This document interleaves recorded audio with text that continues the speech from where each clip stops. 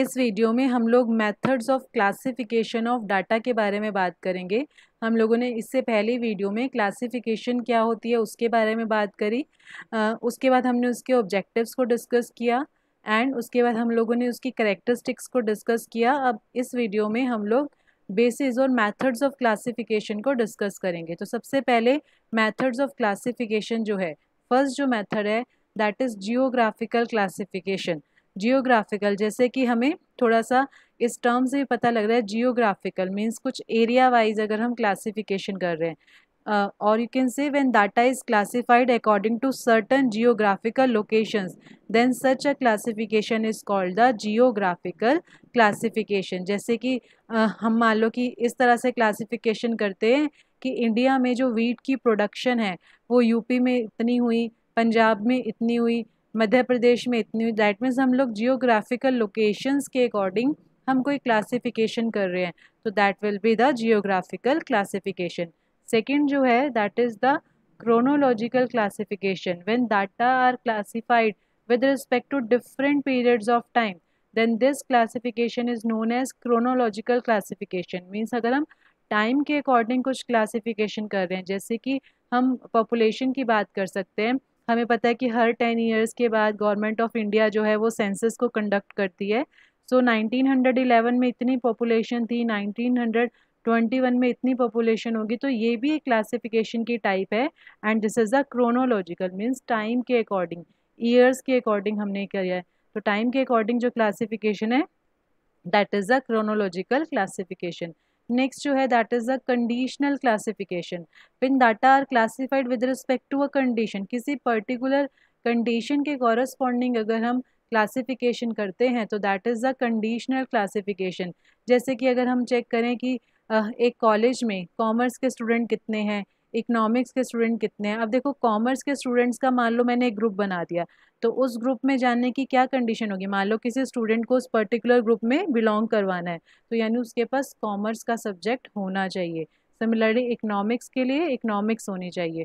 तो इस तरह से हमने कंडीशन लगा दी कि जो कॉमर्स के स्टूडेंट हैं वही सिर्फ कॉमर्स की ग्रुप में आए। तो इस तरह से हम लोगों ने कंडीशनली क्या किया, क्लासिफिकेशन की। नेक्स्ट जो है that is qualitative classification.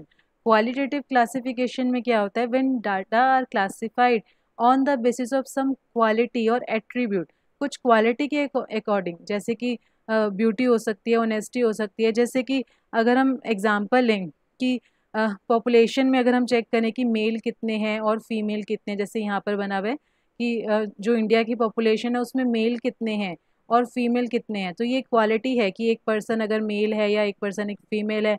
Next step अगर हम करें कि अब मेल्स में से कितने एजुकेटेड हैं और कितने अनएजुकेटेड हैं, तो अगेन ये भी एक क्वालिटी है एक पर्सन की कि वो एजुकेटेड है या नहीं है।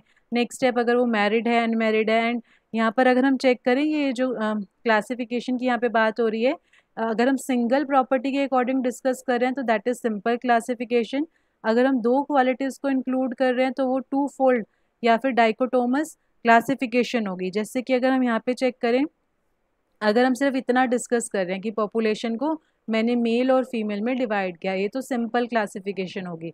अब मैंने दो स्टेजेस कर ली कि पॉपुलेशन को मैंने educated male, uneducated male, educated female, uneducated female, अगर इस कैटेगरी में मैंने डिस्कस कर लिया तो वो टू फोल्ड हो गया, मीन्स टू एट्रीब्यूट्स हुए। सबसे पहले मैंने क्वालिटी देखी कि मेल है या फीमेल है, और उसके बाद मैंने क्वालिटी देखी एजुकेटेड है या अनएजुकेटेड है। एंड उसके बाद अगर हम थ्री कंडीशन लेते हैं तो वो थ्री फोल्ड हो जाएगा। तो जितनी हम प्रॉपर्टीज़ में जितनी क्वालिटीज़ हम ऐड करते जाते हैं तो मैनी फोल्ड क्लासिफिकेशन हो जाता है कि जितनी, अगर हम वन प्रॉपर्टी ले रहे हैं तो वो सिंपल है। अगर हम टू क्वालिटीज़ को ले रहे हैं, जैसे कि अगर हम इस डायग्राम की बात करें, हमने यहाँ पर थ्री क्वालिटीज़ ली हैं।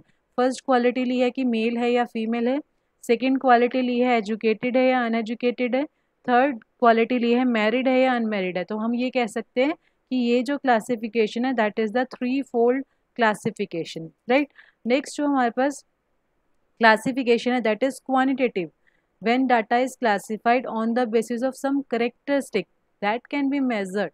अब देखो जो हमने क्वालिटेटिव करा उसमें हमारे पास क्या था, क्वालिटी के अकॉर्डिंग हम क्लासिफिकेशन कर रहे थे। क्वालिटी हम इसलिए कह रहे थे क्योंकि हम इसे मेजर नहीं कर सकते। हम कभी ये तो नहीं कहते ना कि एजुकेटेड कितना है, 50 ग्राम है या 60 ग्राम है, हम लोग उसे कभी भी मेज़र नहीं कर सकते, ठीक है। तो सिमिलरली अगर हम यहाँ पे बात करें, यहाँ पर हमारे पास क्या कंसेप्ट है, हम वो प्रॉपर्टीज़ ले, हम यहाँ पर भी क्वालिटीज़ ही रहे हैं, लेकिन हम ऐसी प्रॉपर्टीज़ ले रहे हैं जिन्हें हम मेज़र कर सकते हैं। जैसे एक पर्सन का वेट हम मेज़र कर सकते हैं, एक पर्सन की हाइट हम मेज़र कर सकते हैं, इनकम हम मेज़र कर सकते हैं। दैट मीन्स क्वांटिटेटिव क्लासिफिकेशन में हम उन कैरेक्टरिस्टिक्स के अकॉर्डिंग क्लासिफिकेशन करते हैं जिन्हें कि हम मेज़र कर सकते हैं। जैसे कि यहाँ पे हाइट के लिए बात की गई है। सो हाइट जो है स्टूडेंट की 160 से 164 तक कितने स्टूडेंट्स हैं, ये कैटेगराइज हो गए यहाँ पर। नेक्स्ट जो है हमारे पास लिमिट 164 से 168, उसमें जो है वो 252 स्टूडेंट है। दैट मीन्स करेक्टरिस्टिक क्या है, हाइट, जिससे हम मेज़र कर सकते हैं। तो अगर किसी करेक्टरिस्टिक को हम मेज़र कर सकते हैं और उसके अकॉर्डिंग हम क्लासिफिकेशन कर रहे हैं, तो उसे हम बोलते हैं क्वांटिटेटिव क्लासिफिकेशन। तो इस तरह से हम लोगों ने मेथड्स ऑफ क्लासिफिकेशन जो है वो 5 टाइप्स करे। First one is geographical, next is chronological, next is conditional classification, fourth is qualitative, and last one is quantitative classification.